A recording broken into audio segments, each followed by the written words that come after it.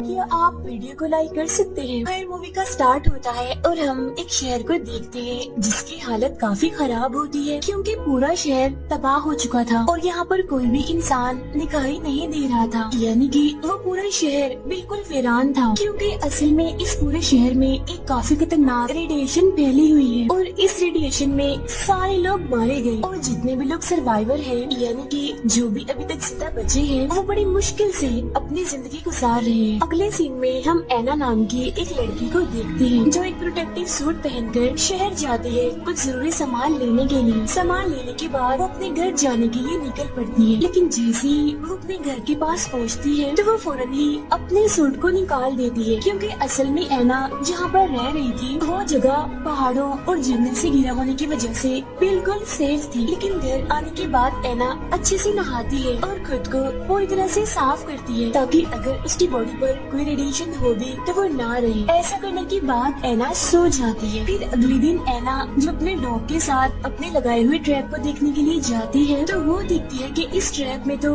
कोई भी चीज नहीं फंसी, यानी जो उसके खाने के काम आ सकती। लेकिन तभी अचानक से एना का डॉग वहाँ से भागने लगता है, इसीलिए अब एना भी उसके पीछे पीछे जाने लगती है। जहाँ वो अपने डॉग का पीछे करते करते एक अजीब तरह की दिखने वाली गाड़ी के पास पहुँचती है और तभी उसका डॉग किसी को देखकर वहाँ से भागने लगता है। इसी वजह से अब एना भी एक जगह पर छुपकर ये देखने लगती है कि आखिर वहाँ पर कौन है, इन्हें जिसको देखकर उसका डॉग वहाँ से भाग गया। जहाँ पर एना देखती है कि एक आदमी एक सूट पहने उसी गाड़ी के पास आता है और इस आदमी का नाम जॉन होता है। फिर वो अपनी मशीन से वहाँ पर रेडिएशन चेक करने लगता है, लेकिन उसे यहाँ पर रेडिएशन नहीं मिलती, जिसकी वजह से जॉन काफी खुश हो जाता है और वो अपना सूट उतार देता है और खुशी से जोरों जोरों से चिल्लाने लगता है। खैर ऐसा करने के बाद जॉन वहाँ से आगे बढ़ जाता है। जहाँ उसके जाने के बाद एना अब उसकी गाड़ी के पास आती है, लेकिन तभी एना का डॉग उसे अपने साथ चलने के लिए कहता है और जब एना उसके पीछे पीछे जाती है तो उसे एक जगह पर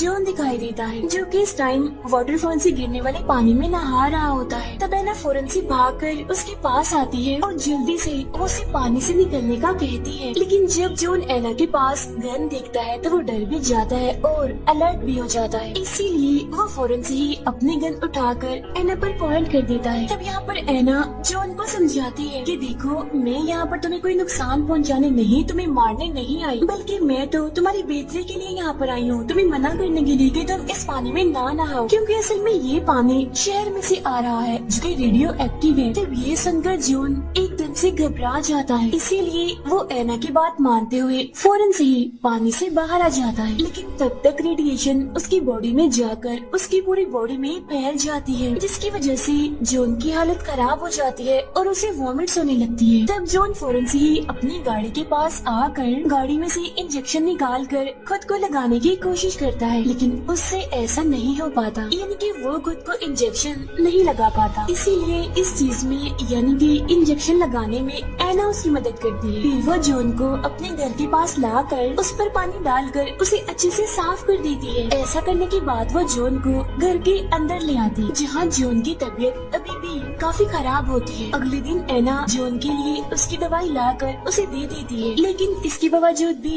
उसकी तबीयत ठीक नहीं होती, बल्कि उसकी हालत तो देखते ही देखते खराब होती जा रही। लेकिन इसके बावजूद भी एना उसका काफी ख्याल रखती है, उसकी अच्छे से देखभाल करती है। और फिर रात को जब एना जॉन को देखने के लिए आती है तो वो देखती है कि जॉन को तो काफी तेज बुखार है और वो तड़प रहा होता है। इसी वजह से अब एना उसे ठंडे पानी की पट्टियाँ करती है, लेकिन इसके बावजूद भी जब अगले दिन उसकी तबीयत ठीक नहीं होती, उसको होश नहीं आता, तो इस वजह से एना काफी परेशान हो जाती है और वो सच्चे दिल से जॉन की हेल्प के लिए प्रे करती है, जहाँ एना की दुआ कबूल भी हो जाती है क्योंकि अब देखते ही देखते जॉन की तबीयत ठीक होने लगती है। फिर शाम को जब एना घर के बाहर बैठकर जॉन से बातें कर रही होती है तो तब एना जॉन को एक फोटो एल्बम दिखाती है जिसमें एना के भाई की पिक्चर होती है। साथ ही एना जॉन को बताती है कि असल में मैं यहाँ पर अपने फादर और अपने भाई के साथ रहती थी, लेकिन रेडिएशन की वजह से मेरे फादर की मौत हो गई। लेकिन फिर एक दिन जब मेरा भाई जरूरत का सामान लेने गया तो तब से वो वापस नहीं आया, उसका कुछ भी अता पता नहीं है कि वो कहाँ पर है, वो जिंदा भी है, ठीक भी है या फिर नहीं। अब ये सुनकर जॉन भी काफी दुखी हो जाता है और वो बड़े गौर से एना को देखने लगता है। फिर अगले दिन जब एना खेती कर रही होती है तो तब जून उसके पास आकर उसे सवाल करता है कि तुम्हारे पास तो ट्रैक्टर है, तो फिर तुम उसका इस्तेमाल क्यों नहीं करती, ऐसे खेती क्यों कर रही हो। ये सुनकर ऐना कहती है कि ट्रैक्टर चलाने के लिए हमें फ्यूल चाहिए जो कि हमारे पास नहीं है। तब ये सुनकर जून कहता है कि यहाँ से कुछ ही दूरी पर एक गैस स्टेशन है, हम वहाँ जाकर फ्यूल ले आएंगे। तब ये सुनकर ऐना कहती है लेकिन वहाँ पर काम करने वाला कोई वर्कर नहीं है, यानी जो मुझे फ्यूल देगा। ये सुनकर जून उससे कहता है कि तुम इतने टाइम से यहाँ पर रह रही हो, तुम फिर भी फ्यूल हासिल न कर सकी। तब ये सुनकर ऐना उसे कहती है कि तुम फिक्र मत करो, मैं बहुत जल्दी फ्यूल कहीं न कहीं से ले आऊंगी। इसीलिए अब ऐना जाती है और फ्यूल ले आती है और उस फ्यूल को वो कैन में भर लेती है। अब ऐना को ऐसा करता हुआ दूर से जॉन देख रहा होता है। घर आने के बाद ऐना काफी खुश होती है और वो जॉन का शुक्रिया अदा करते हुए उससे कहती है कि अकेले रहते रहते मेरे जहन से ये बात ही निकल गई कि मैं वहाँ पर खुद जाकर भी तो फ्यूल निकाल सकती हूँ। जिस पर जॉन कहता है कि हाँ, अकेले रहने से ऐसा ही फील होता है हमें, क्योंकि मैं भी पिछले काफी टाइम से एक बंकर में रहा करता था। मैं भी वहाँ तुम्हारी तरह बिल्कुल अकेला रहा करता था, जहाँ मुझे ऐसा लगता था कि मेरी जिंदगी तो गुजर ही नहीं रही, एक जगह पर ठहर गई हो जैसे। असल में मैं एक इंजीनियर हूँ, इसीलिए तब मैंने ये बात सोच ली कि चाहे मैं मर ही क्यों ना जाऊँ, लेकिन मैं बंकर से बाहर जाकर रहूँगा, आजादी की जिंदगी गुजारूंगा। इसीलिए मैंने खुद ही अपने लिए वो अजीब सी गाड़ी बनाई और वो सूट बनाया बाहर निकलने के लिए। अगले दिन हम ऐना को देखते हैं जो कि मछली पकड़ रही होती है, जहाँ वो एक मछली को पकड़ भी लेती है, जिसे बाद में पकाकर वो जॉन के साथ खाती है और एंजॉय करती है। जहाँ पर ऐना जॉन को बताती है कि पहले मेरे पास जनरेटर था, लेकिन अब तो वो चलता नहीं, वो तो कब का खराब हो गया। तब ये सुनकर फौरन जॉन उस जनरेटर को चेक करने के लिए जाता है, जहाँ वो उसे ठीक करने की कोशिश भी करता है, लेकिन वो नाकामयाब रहता है, उससे जनरेटर ठीक नहीं होता। इसीलिए अब वो ऐना के साथ वाटरफॉल के पास आता है, जहाँ उसके दिमाग में एक आइडिया आता है और वो ऐना से कहता है कि हमें लकड़ियों का एक व्हील बनाना होगा, एक काफी बड़ा व्हील, जिससे जैसे ही इस वाटरफॉल का पानी उस पे गिरेगा तो वैसे ही वो व्हील घूमने लगेगा, जिससे होगा ये कि जनरेटर ऑन हो जाएगा। जो उनका ये आइडिया ऐना को भी काफी पसंद आता है और वो काफी खुश हो जाती है। इसलिए अब ये दोनों घर आकर लकड़ियों का बंदोबस्त करने का सोचने लगते हैं। यहाँ जॉन ऐना से कहता है कि हम चर्च को तोड़कर इसकी लकड़ियों से एक काफी बड़ा व्हील बना सकते हैं, जितना कि हम चाहते हैं, लेकिन ऐना उसे ऐसा करने के लिए मना कर देती है, क्योंकि जब वो अकेली थी, यानी जब उसका अकेलापन था, तब उसका सहारा सिर्फ और सिर्फ ये एक चर्च ही था। तब यहाँ पर जॉन ऐना को समझाता है और कहता है कि अगर तुम दिल से प्रे करोगी तो तब तो तुम्हें चर्च जाने की जरूरत भी नहीं पड़ेगी। लेकिन इसके बावजूद भी अब ऐना को बुरा ना लगे, तो इसीलिए वो जनरेटर को ठीक करने के बारे में सोचना बंद कर देता है, जहाँ बाद में ऐना चली जाती है खेती करने के लिए। अब जॉन एक वीरान पड़ी हुई सुपरमार्केट में आ जाता है, जहाँ पर उसे शराब की कुछ बॉटल्स मिलती हैं, जिनको जॉन वहीं पर बैठकर पीने लगता है। और जब ऐना वहाँ पर आती है तो तब जॉन उसको देखकर ज्यादा ड्रिंक करने लगता है और बहुत ज्यादा नशे में हो जाता है। इसीलिए ऐना जैसे तैसे करके जॉन को घर ले आती है, जहाँ जॉन ऐना पर काफी चिल्लाने भी लगता है, जिस वजह से ऐना उदास होकर नाराज होकर वहाँ से चले जाती है। फिर अगली सुबह जॉन ऐना के लिए नाश्ता लेकर आता है और पिछली रात जिसने ऐना के साथ मिसबिहेव किया होता है वो उसके लिए भी ऐना से माफी मांगता है। तब उसकी माफी सुनकर ऐना कहती है कि इट्स ओके,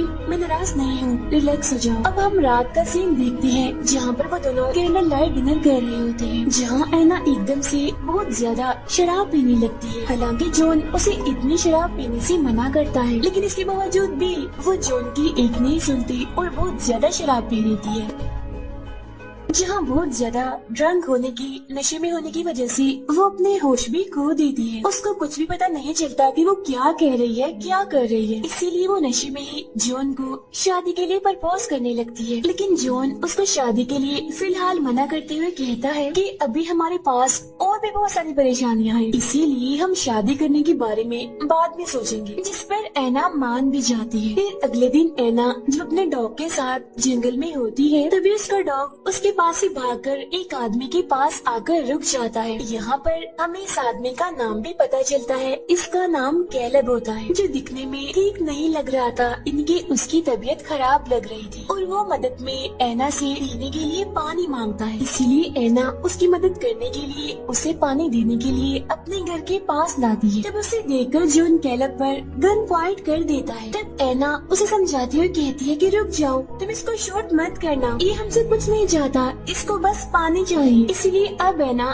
कैलब की हेल्प करते हुए उसको पीने के लिए पानी देती है। यहाँ पर कैलब उनको बताता है कि मैं यहाँ पर कुछ दूरी पर बनी एक केव में अपने साथियों के साथ रह रहा था, लेकिन रेडिएशन की वजह से मेरे सारे साथी मारे गए, इसीलिए अपनी जान बचाने के लिए मैं वहाँ से भाग गया। तो इसी वजह से क्या कुछ दिनों के लिए मैं भी आप लोगों के साथ रह सकता हूँ। तब इस पर जॉन उसे घर के बाहर रहने की परमिशन दे देता है। तब इस बात पर एना जॉन से कहती है कि हमें कैलब को घर के अंदर ही रख लेना चाहिए, इसीलिए अब वो कैलब को भी घर के अंदर ले आती है। फिर इसके बाद जब ये तीनों खाना खा रहे होते हैं तो यहाँ पर कैलब जॉन से सवाल करता है कि आखिर तुम इस तरफ कैसे आए थे। तब ये सुनकर जॉन कहता है कि असल में मैं नॉर्थ की तरफ जा रहा था, लेकिन तभी वहाँ से भागते हुए एक लड़का आया जिसकी उम्र काफी कम थी और उसकी हालत भी काफी खराब लग रही थी। वो लड़का मुझसे मेरा खाना चुराने की कोशिश कर रहा था, लेकिन रेडिएशन का शिकार होने की वजह से कुछ ही देर में उसकी हालत काफी खराब हो गई, जिसके बाद मैं उसे वहीं पर ही छोड़कर इस तरफ आ गया। खाना खाने के बाद एना कैलब को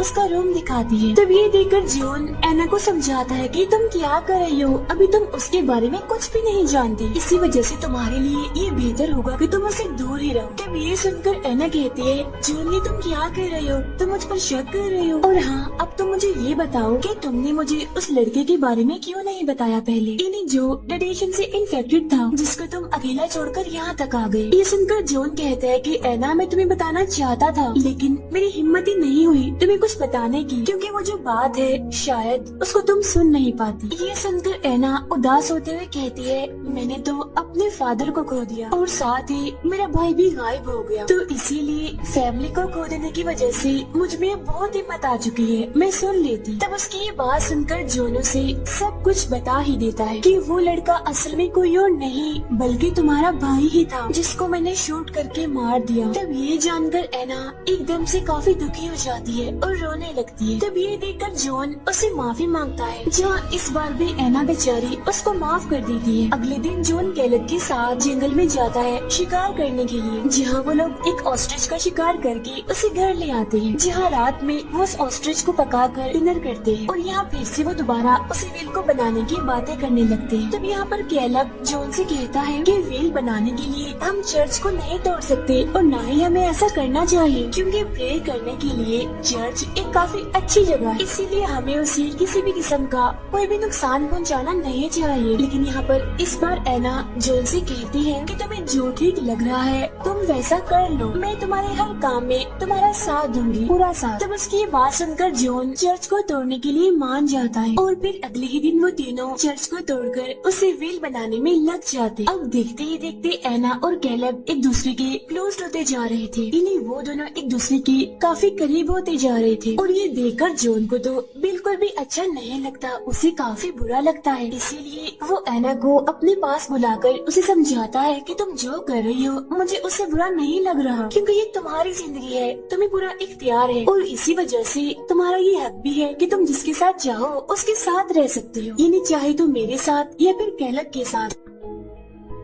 तब ये सुनकर एना कहती है कि जॉन तुम गलत सोच रहे हो, ऐसा कुछ भी नहीं है। इतना कहने के बाद एना रोते हुए वहाँ से चली जाती है। अगले दिन हम देखते हैं कि उनका आधा व्हेल बनकर तैयार हो जाता है, इसीलिए इस चीज की खुशी में रात को वो सभी कैंडल लाइट डिनर करते हैं, जहाँ पर वो तीनों एंजॉय करने के लिए तालाब के पास आ जाते हैं, जहाँ वो तीनों तालाब में जाकर एक गेम खेलते हैं, जिसमें कैलब एक बोतल को पानी के नीचे फेंक देता है, जहाँ अब वो दोनों इनके एना और जॉन बारी बारी उस बोतल को ढूंढेंगे। इसीलिए अब पहले उस बोतल को ढूंढने के लिए जाता है जॉन, लेकिन उसे वो बोतल वहाँ पर नहीं मिलती, जिसके बाद अब एना जाती है बोतल को ढूंढने के लिए, जहाँ थोड़ी ही देर में एना पानी से बाहर आकर कहती है कि मुझे बोतल मिल गई है, लेकिन वो बोतल मेरे हाथ में नहीं लगी बल्कि वो मेरे हाथ से छूट गई। लेकिन एना की इस बात पर कैलब को बिल्कुल भी यकीन नहीं होता, इसीलिए वो बोतल को चेक करने के लिए एना के साथ पानी में नीचे जाता है। तब ये देखकर भी फिर से जॉन को बुरा लगता है। इसलिए जब वो दोनों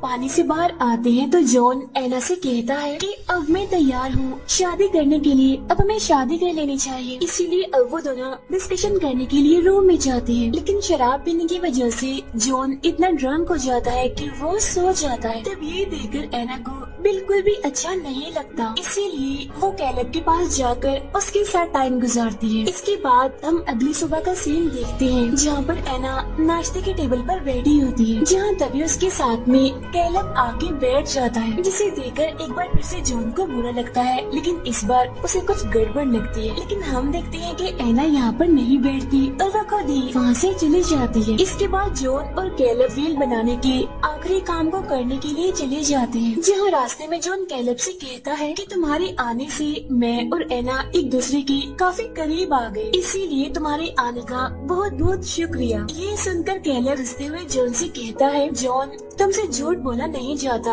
और झूठ बोलते हुए तुम अच्छे नहीं लगते, पकड़े जाते हो। असल में बात तो ये है कि तुम तो ये चाह रहे होगे कि मैं तो यहाँ पर कभी आता ही ना। और अब ये सुनकर जॉन उसकी बात का जवाब नहीं देता। फिर इसके बाद वो दोनों व्हील बनाने के लिए चले जाते हैं और अब जाकर उनका व्हील बनकर पूरी तरह से तैयार हो जाता है और अपनी मेहनत को पूरा होता देखकर वो दोनों ही काफी खुश हो जाते हैं। लेकिन जब कैलेब सूट पहनकर रस्सी के सहारे ऊपर आ रहा होता है तो तभी अचानक से उसका पाँव स्लिप हो जाता है, जिस पर जॉन रस्सी पकड़कर उसको बचा लेता है। लेकिन अब जब दूसरी बार कैलेब का पाँव फिसलता है तब दोनों यहाँ पर एक दूसरे की आंखों में आंखें डालकर देखते हैं। यहाँ पर कैलेब जॉन की आंखों में अपने लिए नफरत देखता है और वो फौरन समझ जाता है कि अब की बार जॉन मुझे नहीं बचाएगा। जिसके बाद ये सीन यहीं पे कट हो जाता है। अब इसके बाद जॉन अकेला ही घर वापस आता है, जहाँ पर एना उसके सामने ये रिवील करती है कि कल रात मुझसे एक काफी बड़ी गलती हो गई। मैं शराब के नशे में होने की वजह से